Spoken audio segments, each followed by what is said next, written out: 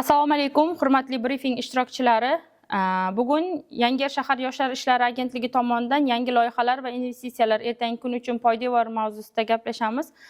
Yoshlarning iqtisodiy faolligini oshirish, ularning zamonaviy kasblarga yo'naltirish hamda yangi ish o'rinlarini yaratish maqsadida qator istiqbolli loyihalar amalga oshirilmoqda.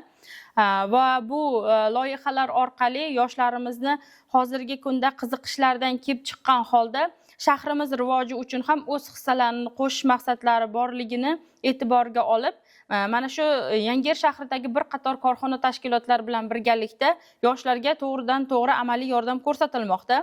Kelgusida yoshlar tadbirkorligini rivojlantirishga qaratilgan loyihalar sonini ko'paytirish, xizmat ko'rsatish, ishlab chiqarish va raqamli texnologiyalar yo'nalishida yoshlar bandligini ta'minlash.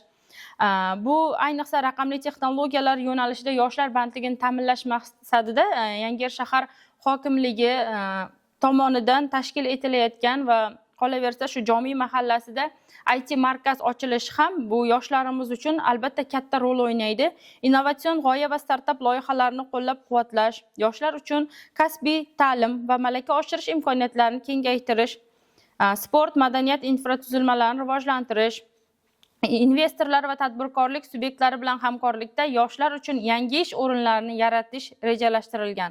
Mazkur loyihalar natijasida yoshlarning daromad manbalari kengayib, ularning iqtisodiy faolligi oshadi hamda zamonaviy kasblarni egallash imkoniyatlari yanada kengayadi. E'tiboringiz uchun rahmat.